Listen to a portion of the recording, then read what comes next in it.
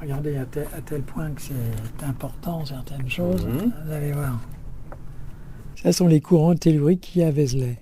Vous allez sur les sites des géobiologistes et vous retrouvez carrément ce même dessin, c'est le mien d'ailleurs.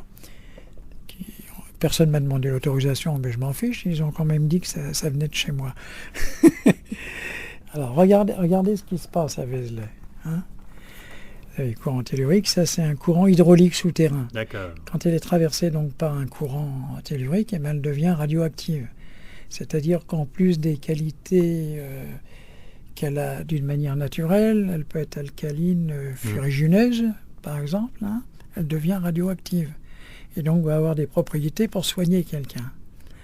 Or vous voyez, tous ces courants-là se passent sous un dolmen, là, qui est enfoui Sous la construction de la basilique. sous la construction. Bon. Vous savez ce qui a fait la grande réputation de Vézelay? C'est qu'il y a des miracles qui s'opèrent régulièrement sur un bras de Marie-Madeleine, qui était une relique qu'ils avaient. Mais ce qui est curieux, c'est qu'il y a 30 ans, 40 ans maximum, on a retrouvé dans le cimetière de Sainte-Baume, qui est un très vieux système celtique qui date du début de millénaire. Là. Du même coin? Oui, à Sainte-Baume. Non, la Sainte-Baume, c'est à côté de Toulon. Ah oui, c'est pas à côté, oui. Non, c'est à côté de Toulon. On a retrouvé, on a identifié au carbone 14 qu'il s'agissait certainement de Marie-Madeleine, hein, cette époque, une femme. On ne peut pas dire si c'est elle, mais c'est quelqu'un de cette époque-là. Et surtout, ce qui est curieux, c'est qu'elle avait ses deux bras. Alors, vous allez me dire, est-ce que les miracles continuent, là, sur le bras de Marie-Madeleine qui est un faux? Ben, pourquoi pas? Ben justement, parce que c'est les courants qui soignent les gens. Ah, et on a un faux bras de Marie-Madeleine, dites donc. Docteur René Bouchet, vous venez de me présenter, page 47 dans votre livre « La guérison par les courants telluriques », un schéma de la basilique Sainte-Marie-Madeleine de Vézelay qui montre donc plusieurs courants, numéro 1, numéro 2, numéro 3, courants telluriques, que vous captez donc avec les pieds nus ou autrement, mais c'est pas très scientifique, cette captation des courants telluriques. Je veux bien... Vous voyez que de capter avec vos pieds, vous êtes pieds nus, c'est pas scientifique, ça? Est-ce que c'est reproductible? C'est-à-dire que quand vous remarchez au même endroit, vous avez les mêmes sentiments? Bien sûr. Oui. Mais vous n'avez pas un sismographe, quelque chose qui permet quand même de montrer qu'il y a des vibrations différentes? Vous venez de me dire que lorsque ça se croise, ça peut faire des éléments radioactifs. L'eau devient radioactive, voilà. Ses énergies sont encore décuplées et on peut avoir des miracles suivant les endroits. Bon, radioactivement, ça se constate, la radioactivité. Ça se constate par ce que ça procure.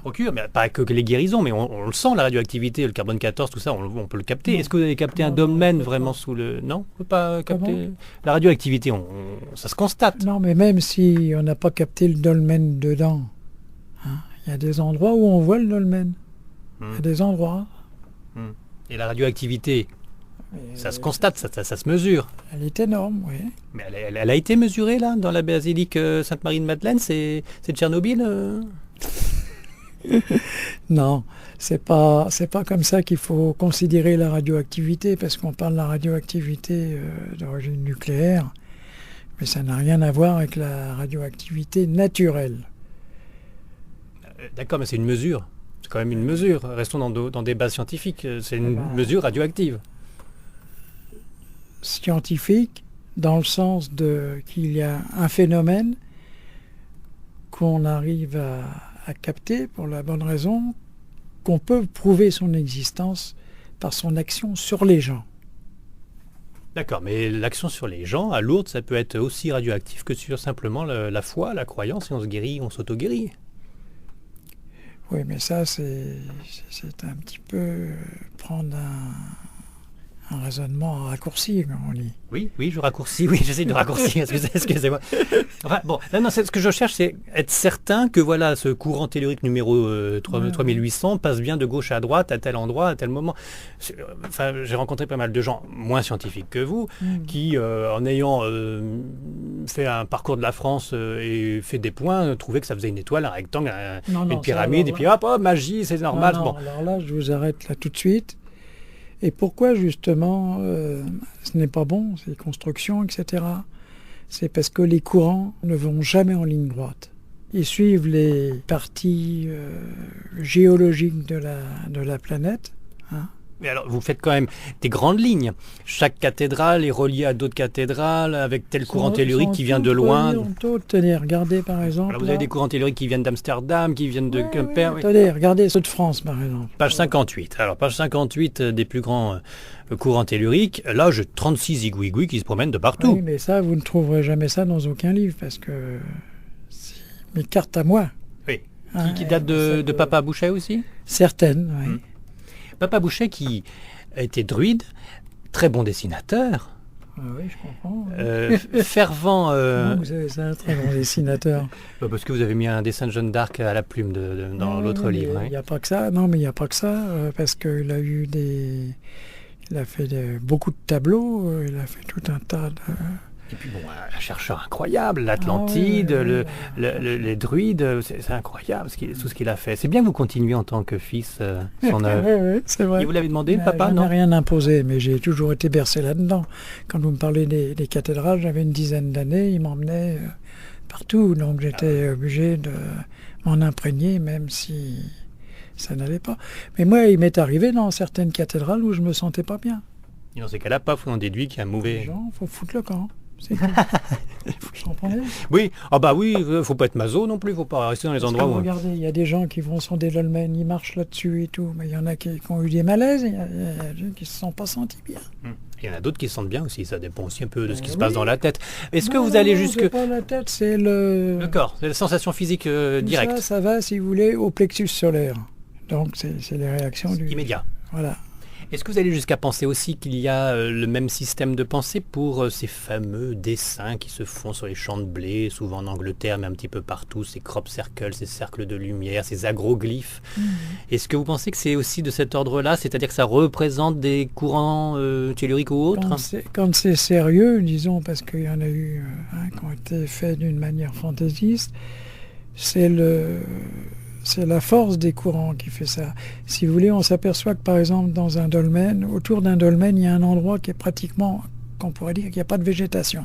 C'est comme brûlé. Parce que c'est par là que sort la synthèse de tous les courants, qu'on pourrait appeler un courant universel. Un courant universel, moi je croyais que c'était simplement l'ombre du dolmen qui empêchait que ça pousse. Ah non.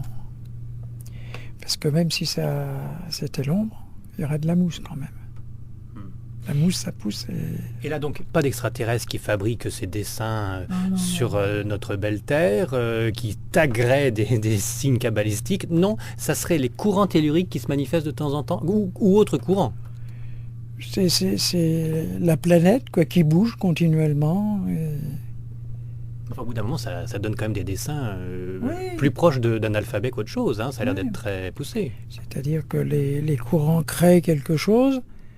Et puis, les gens ont travaillé cette chose, en quelque sorte, pour faire quelque chose de plus spectaculaire. J'ai rien compris. C'est-à-dire qu'à la base, il y a un début de courant, et après, il y a des gens qui y vont pour faire les figures géométriques. Vous pensez bien qu'il y en a une certaine là, qui représente un chevalier avec sa lance en l'air, là. C'est gros, là, non? Oui, c'est gros. Et par contre, toutes les grosses figures géométriques qui sont faites en même pas une nuit, c'est assez étonnant. Oui, mais c'est pas géométrique. Hein. Et c'est comme des rosaces. Oui, d'accord, mais ça, c'est... C'est de la blague? Non, c'est pas de la blague, mais il y a des endroits, si vous voulez, comment je vous expliquerai ça? C'est exactement sur un dolmen, quelqu'un qui a certaines connaissances, certains pouvoirs, va faire de la lévitation sur un dolmen. Hein? S'élever de 1 mètre, là, comme ça. Donc, il y a certains endroits où on peut faire quelque chose. Pour s'en servir, il faut connaître. On peut être pas des surhommes, mais on peut utiliser des pouvoirs à ce moment-là, bien précisément, en connaissant la chose. Bon. Et alors, cette méchante église chrétienne a détruit tout ça en construisant des églises, des cathédrales, sur ce qui nous permettait d'être des surhommes avant, c'est ça? Allez voir un peu. Si vous voulez, quand il y a eu les druides là, qui ont été détruits par les Romains, là, à cette époque-là, ils se sont servis du christianisme pour, en quelque sorte, résister à l'empire dieu romain. Mais quand ils ont fait ça, Ils l'ont fait pourquoi? Parce que tradition celtique dit que Jésus est venu en Gaule, du côté de Rennes-le-Château, sur lesquels on a écrit, je ne vous dis pas, histoire de trésors ou autre. Et donc, il est venu en Gaule pour parfaire certaines connaissances. C'est chez les druides en Occident qu'il a eu sa fameuse doctrine « Aimez-vous les uns les autres ». Parce qu'il ne faut pas oublier qu'il était chez les Juifs, et que chez les Juifs, on dit « D'accord, je veux bien t'aimer si tu es juif. Si tu n'es pas juif, je ne m'occupe pas de toi ». Et c'est ça qui a fait du christianisme la religion en quelque sorte universelle. Donc quand les premiers disciples sont venus, Lazare, les trois Maries, Marthe, etc., eh bien ils ont apporté l'évangile originel.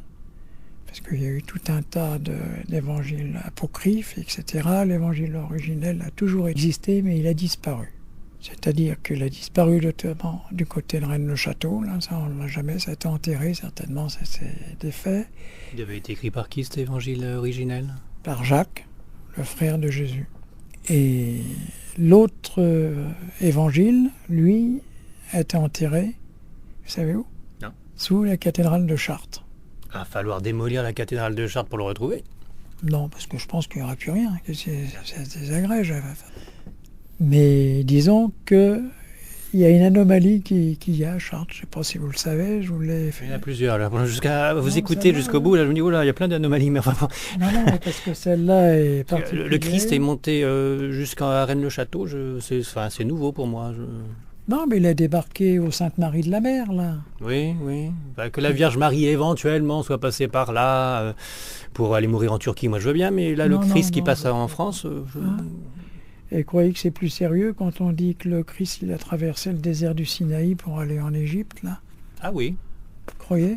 Alors que Hérode était un petit roitelet de Judée, il suffisait d'aller juste à quelques kilomètres, il n'était plus sous sa juridiction, il ne risquait plus rien.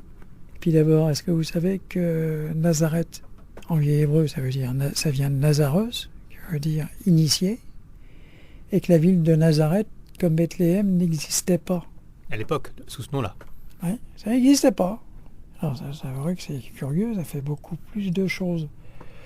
Or, on s'aperçoit qu'après, le Christ, lui, donc, il n'était pas né, si vous voulez, au solstice d'hiver, mais au solstice d'été. Ça, oui, d'accord, ça fallait bien recadrer avec les fêtes païennes, bon.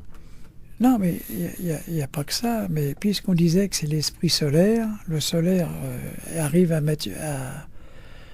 pleine puissance, c'est le jour du solstice d'été, alors qu'au solstice d'hiver, il est en dessous de zéro. D'ailleurs, j'ai expliqué ça dans mon livre « Druidisme et christianisme ». Je n'ai pas lu ça, non. Écoutez, je vous découvre, je bois vos paroles. Quelquefois, je trouve que le liquide est un peu amer, mais je vais tout lire après, promis, promis juré, je vais tout lire. Mais là, vous niez pas l'existence du Christ. Donc non, absolument pas, puisqu'il est venu, si vous voulez, en Gaule, comme il a été en Égypte. C'est ce qui a fait de cet homme-là un surhomme, quelque chose d'extraordinaire. Mais vous niez un peu la divinité du Christ? Pas du tout, non? Pourquoi? Non, si vous me dites que ça a fait un surhomme son parcours initiatique... Mais vous êtes Dieu vous-même. Oui, bien sûr, je vous remercie. Mais vous aussi... Mais tout le monde est Dieu. Mais néanmoins, le Fils de Dieu et Dieu fait homme, moi je le vois en Jésus-Christ quand même. Vous voyez, je vois cette notion-là assez forte et à garder comme repère. Oui, mais ça, c'est pas juste un homme qui s'est fait surhomme. On n'a jamais nié l'existence du Christ ou sa divinité, si vous voulez. Et quand vous dites on n'a jamais nié, c'est-à-dire que vous vous mettez derrière la religion druidique, c'est bien cela. Les druides qui eux aussi, ont peut-être rencontré le Christ, mais en tout cas croyaient qu'en un seul Dieu, avaient une certaine notion de la Sainte Trinité aussi, mais qui n'étaient surtout pas des polythéistes. Non. Et donc il y avait une grande sagesse au niveau des druides. Et ça vient des trois rayons, si vous voyez le symbole, vous regardez le soleil, il y a trois rayons qui se font sous les nuages, etc. C'est l'alliance des deux forces statiques et dynamiques qui vous créent au milieu le mouvement, donc la vie. C'est le symbole de la divinité que vous pourrez rapprocher de la Sainte Trinité, Dieu le Père et le Saint-Esprit. La parole et la lumière qui sont indissociables, qui donnent un résultat. tout à fait. Et donc ça, ces grands sages druides dont vous êtes un des représentants, vous n'êtes pas nombreux d'ailleurs maintenant quand même, si? C'est-à-dire que quand il n'y en avait pas du tout, disons, avant 76, et quand on a sorti ce fameux best-seller, là, druide, science et philosophie. Tout le monde a voulu une druide. Tout le monde a voulu se jeter dessus. Ouais, ils l'ont pris en quelque sorte, la plupart, pour une bible des druides, quoi, si vous voulez. Bien sûr, oui. Hein? Oui. Alors ils ont créé leur petit groupe, quoi, 10 par là, 10 par là, 10 par là. Puis d'autres nous ont suivis, nous, quoi. Ça ne devient pas une secte pour autant. Non, Vous n'êtes pas la Wicca, des choses comme ça. Ah non, la Wicca, c'est carrément nazi, ça, c'est autre chose. Ça. Voilà qui est lancé, voilà. Bon, non, vous, c'est ouvert pour le bien du peuple et de l'humanité. Tout le monde peut rentrer chez nous. Et tout le monde peut sortir aussi. Ah bah, je vois pas comment il pourrait pas sortir, parce que, si vous voulez, tout le monde travaille, gagne sa vie. Voilà, c'est gratuit pour être chez vous. S'ils veulent recevoir un enseignement, on est bien obligé de le faire payer une cotisation dans l'année. Ça, c'est sûr. Si on veut éditer des cours, on veut éditer des tas de choses, il faut les payer. C'est comme les livres. Il n'y a qu'à se renseigner sur Internet si on est intéressé par vos propos. Je termine sur les courants telluriques parce que j'étais très long là-dessus. Et j'abonde dans votre sens. Attendez, j'abonde dans votre sens pour les courants telluriques. Je vais finir par exemple. Ah bon, alors après vous, alors. Mes problèmes, ça, quand même. Bien regarder justement le Mans. Et me dire que on ne peut pas prouver l'existence de dolmens ou autre. Le Haut Mans, il y a carrément un menhir qui est planté, le bout du menhir qui est accolé à la cathédrale. Absolument. Alors oui, c'est une preuve. C'est une preuve qu'il y a effectivement des constructions qui sont basées sur d'anciens temples. Un menhir celtique de Saint-Julien. Tiens, Chartres. Chartres, bon. Regardez là ce que c'est, là. Qu'est-ce que c'est, ça? Alors, on retrouve effectivement les 3 rayons un petit peu coniques, si je puis dire, sur l'un des vitraux de la cathédrale de Chartres, en l'occurrence Notre-Dame de la Belle-Verrière. Et alors, ces trois traits obliques, qui n'ont pas de point de jonction pour montrer l'infini, vous voyez que j'ai bien lu votre livre, représentent donc une certaine forme de la Sainte Trinité. Oui, parce que trois parallèles en géométrie se rejoignent à l'infini. Oui, voilà. Et en plus, un faux parallélisme, si vous voulez. Tout à fait, pour montrer une notion de l'infini. Et aussi que le zéro absolu ne peut pas fonctionner. Non. Ça, c'est les druides qui le disent aussi, ça n'existe pas. 1 plus 1, ça ne peut pas faire 2. C'est pratique du point de vue mathématique. Si vous voulez, c'est pas logique. Il n'y a pas 2 unités pareilles. Et ça, vous l'avez écrit aussi dans le livre, c'est intéressant. On peut faire 2 et 2 égale 4, mais 2 plus 2, ça fait autre chose. Oui, c'est vrai. Tout à fait. Alors donc, le vitrail que vous m'avez montré de la cathédrale de Chartres, bon, ça a été fait par les cathos. Ça n'a pas été fait par les druides. Ces trois traits, c'est les... Vous allez voir que donc au début, là, quand les druides ont aidé le christianisme, ils s'en sont servis, mais ils les ont aidés. Tous les évêques étaient des druides.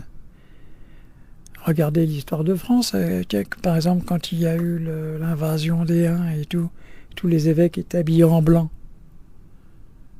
C'est bien plus tard qu'on a modifié tout ça.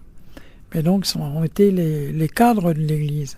Et ce que vous dites, c'est que lorsqu'on a construit sur les temples après les invasions et que les druides devaient se cacher, le savoir des druides est dans la pierre des cathédrales. C'est ça?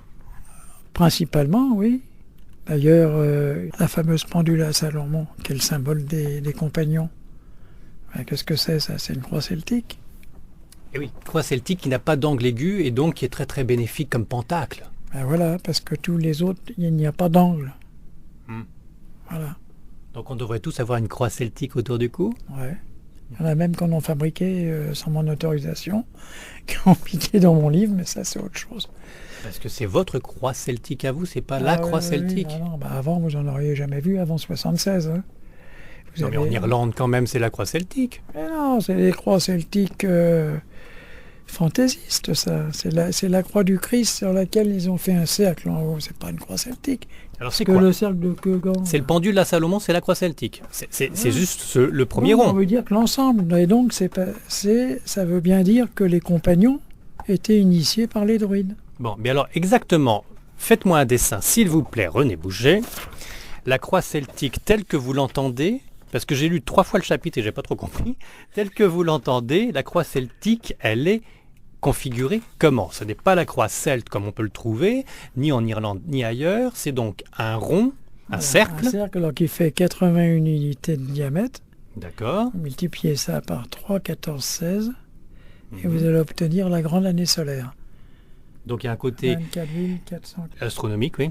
Parce que regardez, alors que nous, on nous dit que la précession des équinoxes est d'un 1 degré tous les 72 ans.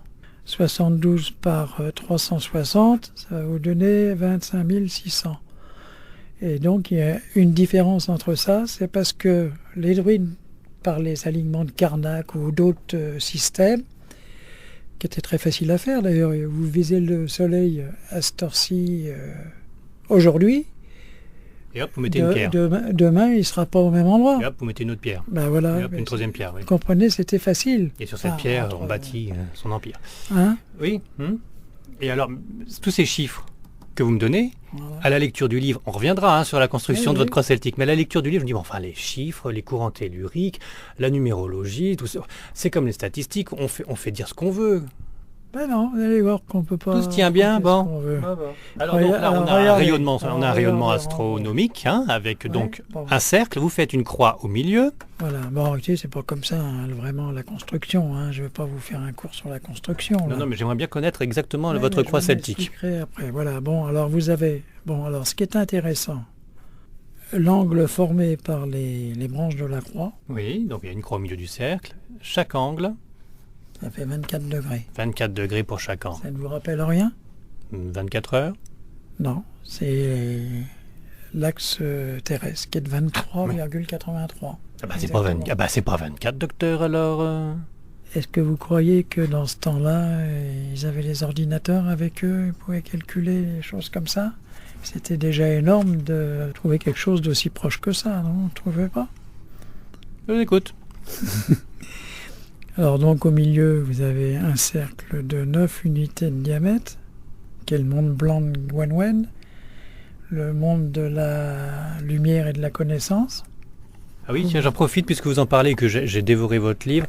À un endroit, vous précisez bien ce qu'il en est des 5 sens du côté druidique. Oui. La classification est intéressante. Bon, on reviendra sur la croix celtique après, mais je Sinon, le redonne. Je le redonne parce que, entre autres, vous parlez des sens de transition, la vue, qui effectivement, il faut bien le savoir, on ne voit pas ce qui est en dessous du zéro, et puis on ne voit pas ce qui est au-dessus de l'infini, et donc pour cela, par déclinaison avec l'arc-en-ciel, on parle de l'infrarouge et l'ultraviolet.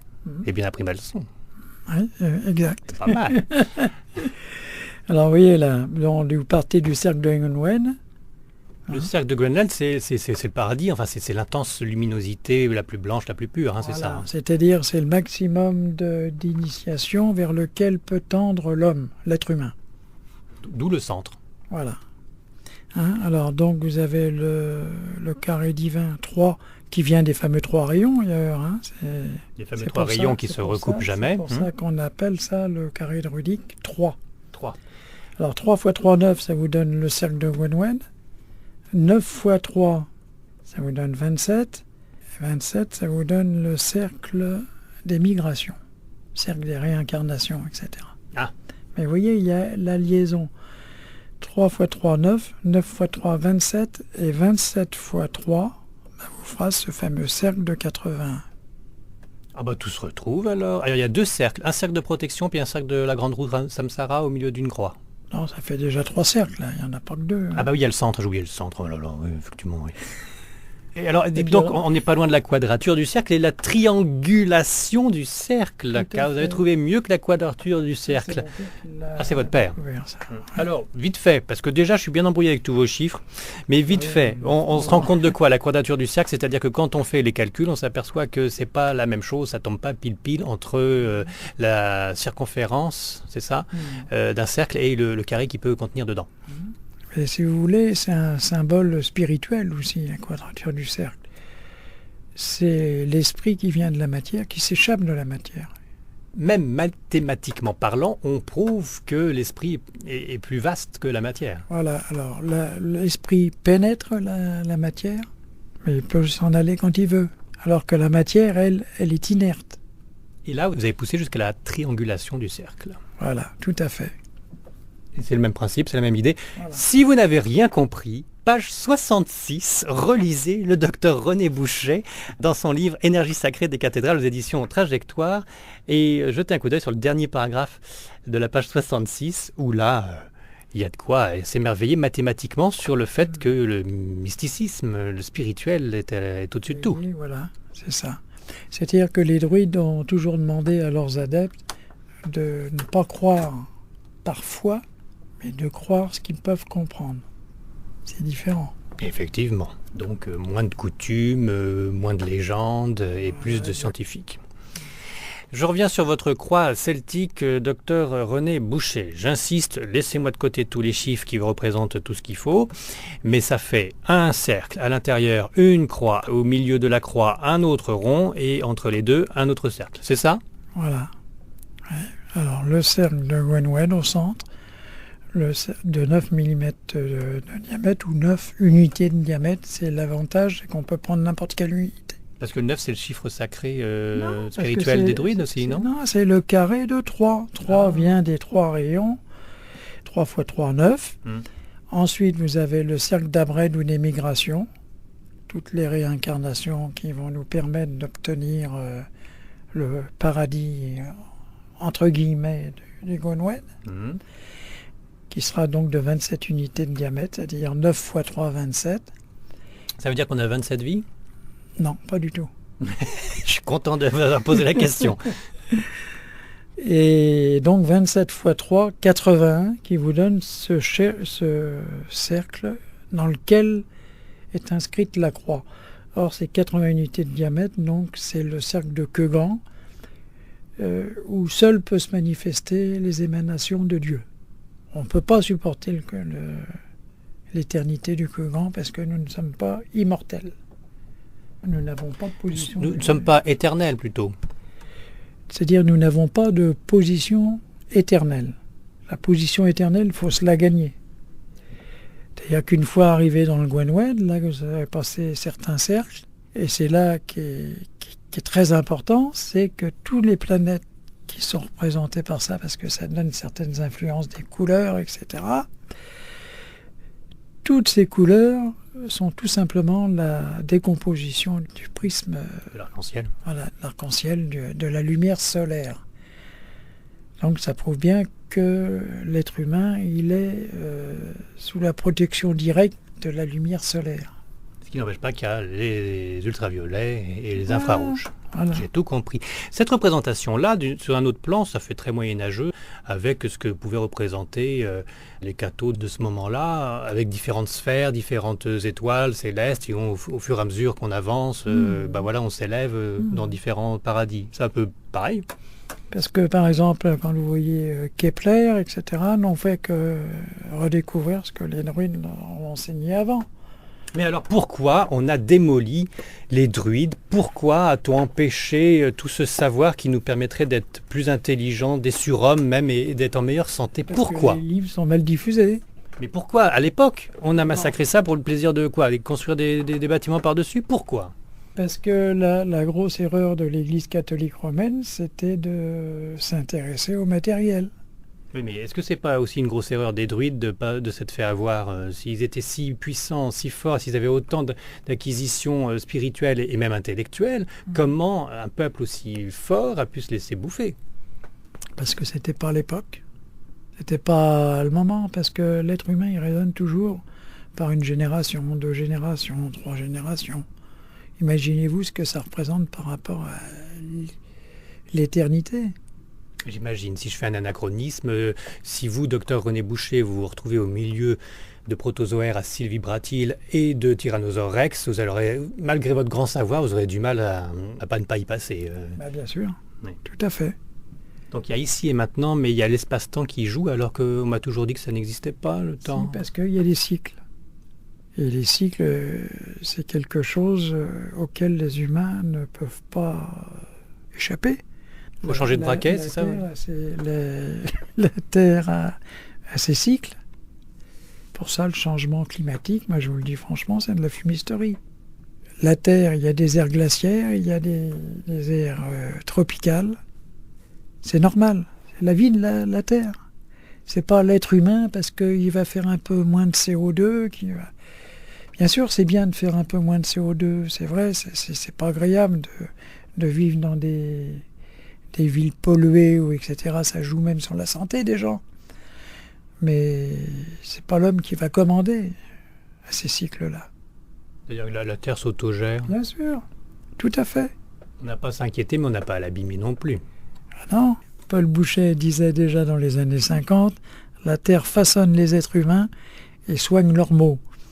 C'est pourquoi nous devons plus que jamais respecter notre planète mère. Toute la médication est déjà avec les plantes un exemple. Voilà. Mais aussi avec les courants, les ondes telluriques qui permettraient d'aller mieux, y compris avec des pentacles comme votre croix celtique qui ferait quoi? Des ondes de forme là? Non, c'est pas des ondes de forme. Mais qui génèrent quand même des bonnes ondes? Ah, bien sûr, ça va promettre des bonnes ondes. C'est gentil de m'en avoir apporté une, non? Ah non, vous m'avez pas apporté une. Il n'y en a plus du tout. Ça n'existe plus? Vous en Non, mais il faites n'y en a plus. Il y en a qu'un qu'on a fabriqué et puis il n'y en a plus non plus. Bon, enfin, ça, on en refera faire. Hein. Mais sinon...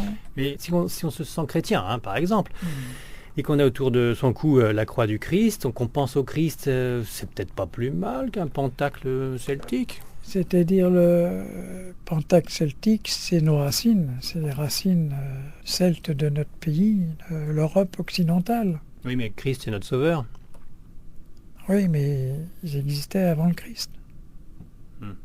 Alors, ils sont habillés en blanc, les druides. Hein, c'est un univers que je découvre, bien que je sois du côté de la Bretagne, comme vous. Ouais, partout, il y en a. Ils ont été partout. Mais enfin, est-ce qu'ils étaient aussi purs que leur habit blanc?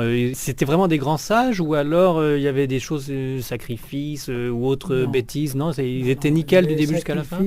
C'est des sacrifices humains. C'est-à-dire qu'il y a quelqu'un qui était condamné à mort pour une raison quelconque de méfait et tout, il lui donnait à choisir pour racheter ses fautes de se suicider rituellement. Ah bon, c'est le condamné qui se mettait lui-même à mort. Voilà. Il n'y avait pas de bourreau alors? Non. Et donc il devait choisir son suicide. Enfin, on le poussait, c'était plus un suicide, mais enfin, il Non, le non, faisait mais lui-même. Il lui expliquait, mais il ne faut pas oublier qu'à cette époque-là, ils étaient beaucoup plus croyants que nous. On les appelait des païens, ils n'étaient pas plus païens que les autres. Hein. Et que donc, il leur faisait comprendre ça.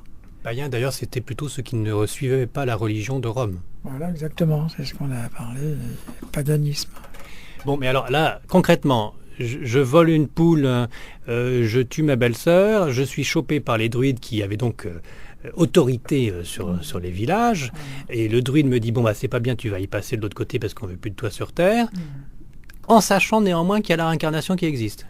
Non, mais dans cette chose-là, c'est différent, justement, parce que si il s'offrait, c'est qu'il se repentait déjà.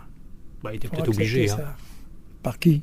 Bah, par les druides. Ah non, pas forcément, là, pourquoi? Donc je vole une poule, je tue ma belle-mère, j'ai le druide qui me dit attention, c'est mais pas bien. Non. S'il n'acceptait pas de cette solution-là, ben, il était exilé, tout simplement. Ah, il partait du... Voilà, oui. Ah, voilà. Donc c'était soit l'exil, soit se tuer devant tout le monde. Oui, mais symboliquement. Ça doit faire mal quand même, non? Vous savez, celui qui se suicide fait pareil, hein, qui se coupe les veines. C'est-à-dire qu'il décidait de mourir parce qu'il se reconnaissait comme fautif, comme Voilà. pécheur, mais il se tuait Voilà. réellement. Puis d'autre part, il y a des druides aussi qui volontairement, par sacrifice volontaire, se sont tués pour empêcher des tribus de se battre entre elles, fratricides, quoi, disons. Des choses comme ça. Et vous croyez que cette non-peur de la mort, en tout cas, il faut revoir dans le contexte, hein, peut-être que tout le monde mourrait aussi à n'importe quel Bien moment. sûr, Hein, bon, voilà.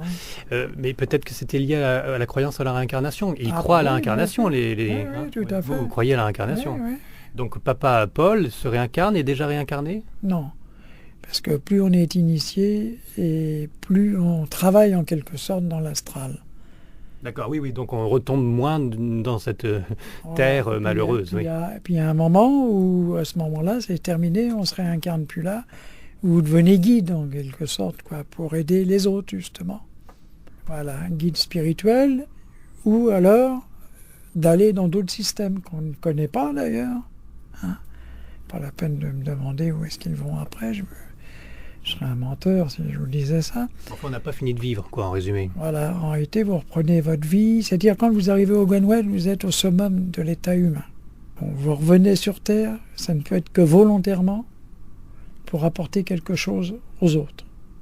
Ah, c'est pas pour apporter du mal. Ah non. Ce n'est pas comme un certain karma où on doit revivre des horreurs parce qu'on avait fait du mal dans une vie précédente. Non, c'est forcément évolution. C'est que ça, parce que si on vous faisait payer toutes les saloperies que les êtres humains ont fait dans leur vie, ça serait invivable. Ça devient un peu invivable en ce moment. Mais non, mais si vous saviez que vous étiez un assassin multirécidiviste, là, si on vous apprenait ça maintenant, ça aurait peut-être pas très... Oui, non, je comprends. Mais C'est assez difficile. on nous le cache. Mais quand même, vous pensez qu'il y a une notion de karma aussi ou c'est juste une évolution? On retombe sur Terre parce qu'on doit continuer d'apprendre et d'évoluer. Parce qu'on n'est pas assez évolué, c'est pour ça. D'accord. Et d'ailleurs, la religion druidique, c'est comme ça qu'on dit, pense à plus loin que la réincarnation, à la métempsychose. C'est-à-dire qu'on est pierre, on est plante, on est animal, c'est ça? Attention, métempsychose, on ne peut pas appeler ça de la métempsychose, parce que ça voudrait dire aussi que vous régressez, par exemple, en humain. Alors, ce qui fait la différence d'un homme et d'un animal, c'est que l'animal est responsable de ses actes, parce qu'il connaît le bien et le mal. L'animal? Il ne le connaît pas encore assez. C'est ça, oui, vous avez interverti. Donc l'humain, il connaît le bien et le mal, mais pas les animaux et pas les plantes. Alors, donc, mais néanmoins, c'est la même âme, c'est la même conscience. C'est la même conscience qui évolue au fur et à mesure, c'est ça? On peut appeler ça l'ego, en quelque sorte. Ouais. C'est-à-dire qu'au tout début, on n'arrive pas sur Terre en tant qu'être humain, mais avant, on était un animal, avant, on était une plante. La pierre.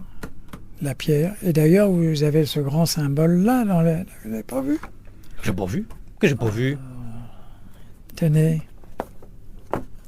Alors, page 296, qu'est-ce que j'ai pas vu? Alors ça, c'est l'évolution des êtres. Les piliers romans sculptés de la cathédrale de Vienne où on voit l'évolution des êtres sur certains piliers. Alors, on voit que c'est un animal au début. Non, mais on voit, avant, il y a des motifs de plantes.